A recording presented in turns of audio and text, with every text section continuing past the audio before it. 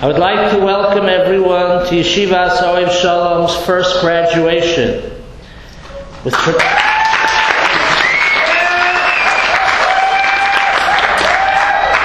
tremendous siyata d'shmaya, we opened our yeshiva with multiple grades just 2 years ago, and we are very fortunate to have our first graduating class in such a short period of time. At this time, it gives me great nachas to present to you Yeshivas Ohev Shalom's graduating class of Tav Shin Ayin Aleph.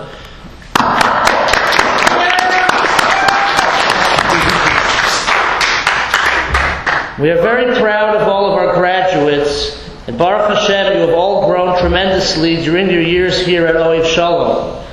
You are now moving on to the next stage of your lives, and you will face new challenges that come along with maturity and independence. I would like to share with you a Musar concept that we discussed many times throughout high school. It is definitely worth repeating since it is such a powerful tool that will greatly enhance your success in this next stage of growth. In last week's Parsha, Parshas Baaloscha, Moshe Rabbeinu attempts to persuade his father-in-law Yisro to remain with Klal Yisrael. He says to him, Nosim anachnu el hamakom asher amar Hashem oso etein lochem. We are about to enter the land that Hashem has promised to give us. The Yalkut Shimoni is bothered by why Moshe Rabbeinu included himself with the rest of Klal Yisrael as if he was going to enter into Eretz Yisrael. He already knew that he was going to be punished and he wouldn't be part of the Yerushas Haaretz. The Yalkut answers in the name of Rabbi Shimon Bar Yochai. Shelo Yehu Yisrael Omrim Imisho Tziyonu Mitzrayim V'asa Lanu Nisim Gevuros Eino Nichnas Af Anu Ein Nichnasim. In order that Bnei Yisrael shouldn't say, if the one who took us out of Egypt and performed for us all these miracles isn't going into Eretz Yisrael, then we also aren't entering the land. Is it possible that Klal Yisrael would throw away all their dreams and aspirations to receive the Eretz Zavas Chalav Udvash and be willing to remain in the barren Midbar just because Moshe Rabbeinu wasn't coming with them into Eretz Yisrael? We see from here the tremendous power of Hakaras Hatov. The indebtedness that we have to someone who has done good for us has the power to dispel even our greatest dreams and desires. Even the great promise of Yerushas Eretz Yisrael that Klal Yisrael had anticipated for so many doros could be overshadowed by the emotional obligation of Hakaras Hatov. We find a similar thought in this week's Parasha Shlach. After the Meraglim gave their negative report about Eretz Yisrael, Kalev attempted to get the attention of the people and calm them down. The pasuk says, "Vayahas Kalev el Moshe," and Kalev quieted them to Moshe.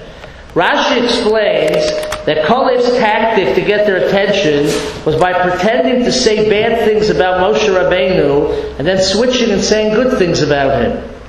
Kalev said, "You know what else Ben Amram did?" Suddenly everyone was quiet to hear the Lashon Hara about Moshe.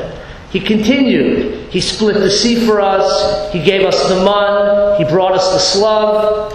Once he had their attention, he was able to reassure them that they would be able to conquer Eretz Yisrael. How could Kalev have thought that this tactic would work? Didn't he realize that the whole reason he had their attention was because they wanted to hear bad things about Moshe, and once he would praise Moshe, they would stop listening to him? Furthermore, why did Klal Yisrael continue paying attention to Kalev even after he fooled them? Once again, we see how powerful Hakaras Hatov is. Although a person may be very angry at someone, and he has a burning desire to get back at them, if he is able to clear his mind and put things into proper perspective, and recognize the good the other person has done for him, then he will have an even stronger emotion to pay back for the good, which will at least temporarily push away the bad feelings. Kalev understood human psychology and didn't underestimate the power of Hakaras Hatov. If he could only get their attention for a moment and remind them about all the wonderful things Moshe had done for them, he would be able to calm them down and put things into proper perspective. The power of Hakaras Hatov is brought to another level in a Rashi at the end of Parshas Hazinu. Hashem instructs Moshe Rabbeinu to go up to the top of Har Nevo, where he will have the opportunity to see Eretz Canaan, and then he will pass on to the next world.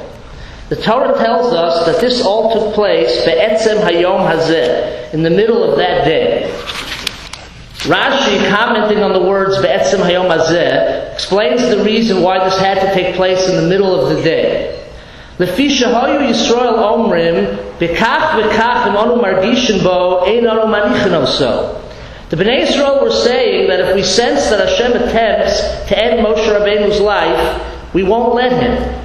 Adam shotzionu miMitzrayim v'kara lanu es hayam v'horid lanu es haman v'higiz lanu es haslav v'helel lanu es habe'er v'nasan lanu es haTorah ein anu manichin oso. There is no way that we can allow this to happen to the person who performed so many miracles and wonders for us. Amar HaKadosh Baruch Hu hareini machliso be'etzem hayom. Therefore Hashem took his life in the middle of the day to show them that it was beyond their control. How could Bnei Yisrael possibly think that they could stop Hashem from ending Moshe Rabbeinu's life? We are talking about the Dor HaMidbar, who had witnessed firsthand the great power of Hashem. Could they have possibly thought that they could prevent the death of Moshe Rabbeinu? We see from this Chazal the tremendous power of Hakaras HaTov.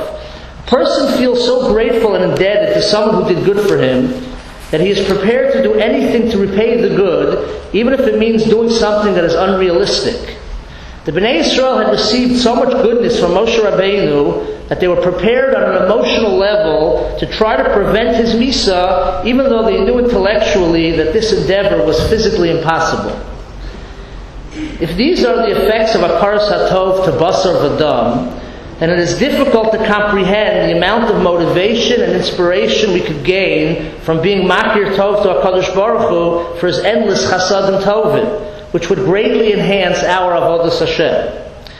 The Mesilas Yesharim, in the parak that deals with the ways to acquire the Midah of Zrizus, echoes the same idea. He says that if a person wants to increase their level of Zrizus, they should focus on the countless goodness that Hashem has done for them from the time they came into the world. As they think about all the good they have received from Hashem, they will realize how much they owe Hashem in return. Realizing that there is no way to repay goodness to Hashem, they will automatically raise their level of commitment to Avodas Hashem, which is the least that they could do to express their Hakaras HaTov.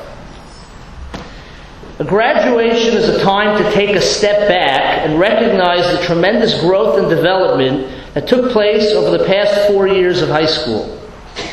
It's a moment of clarity, when a person has the rare opportunity to really appreciate all of the Chasdei Hashem and Siyata D'Shmaya that brought him to this great moment in his life.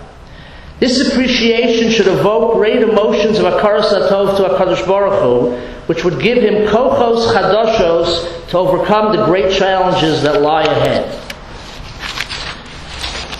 It is very difficult for a Rebbe to say goodbye to his Talmidim.